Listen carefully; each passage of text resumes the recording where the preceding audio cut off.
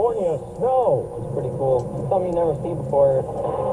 On the stand. I would never hurt Maggie, and I would never hurt Paul.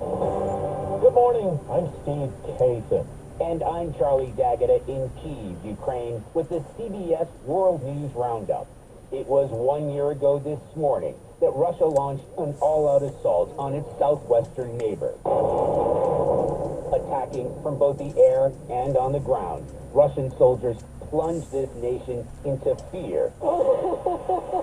Millions fled, seeking refuge near and far, but millions more stayed behind to fight.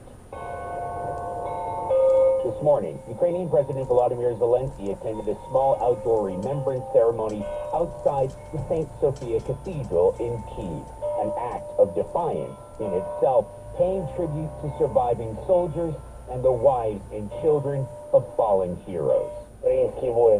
Marking 1 year of war is one of pain and sorrow, faith and unity. Ukrainians are weary, but resolved to free their country. CBS's Holly Williams takes us to the embattled city of Kherson. The whole thing's underground. It's too risky for Mayor Helena Lahova and her team to work in the town hall. Secretary here? So the administration of a city the size of St. Louis has been crammed into this basement. There are a lot of problems we have, and you see the people who solve them. They've had to improvise. To keep the buses running, parts have been salvaged from those hit by shells. And the heat at this hospital is off most days, so that wisps of steam don't catch the attention of Russian artillery spotters. This is what Russia's lightning advance has come to. A grinding crawl, a far cry from a year ago, when U.S. intelligence predicted the capital, Kyiv, would fall within 96 hours. Overnight, the lives of millions of Ukrainians changed forever. Both Ukraine and Russia have paid dearly over the past year.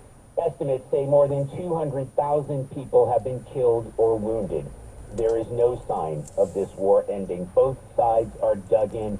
But Steve, while the Ukrainian soldiers are full of determination and hope, they insist what they really need are more weapons and ammunition.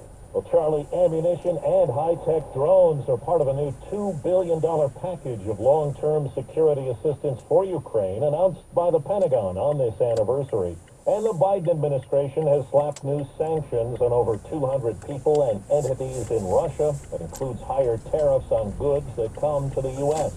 Secretary of State Antony Blinken was on CBS Mornings. I think we have to sustain our involvement. That's what we're determined to do. But not just us. Dozens of countries around the world. Ukraine is still standing. It's still free. The main reason is incredible courage of the Ukrainian people, but also the support that dozens of countries around the world have provided and are determined to continue to provide. I'm Cammy McCormick. The thing to do here is for Putin to pull the plug. That doesn't look like it's going to happen. And even though the U.S. and its allies continue to send billions of dollars in security assistance to Ukraine, most analysts believe it may only help Ukraine achieve a long stalemate. Stephen Biddle of the Council on Foreign Relations. The equipment per se is probably not going to make a decisive difference in the outcome of the war. And the longer the war, the more costly it will become for Russia, Ukraine, and the NATO alliance. As the upper Midwest digs out from a punishing winter storm that snarled travel, there's trouble in the West. Stormy weather in Oregon. And CBS's Carter Evans says parts of Southern California are under an unusual blizzard warning. Heavy snow and fierce winds from a historic winter storm are creating whiteout conditions along Northern California's major mountain roads. The National Weather Service says the storm could bring 75-mile-per-hour wind gusts and up to 7 feet of snow, with dangerous blizzard conditions in elevated communities surrounding Los Angeles. How often does it snow in Southern California? Seen only once before in 1989, which brought snow days and traffic jams throughout Southern California.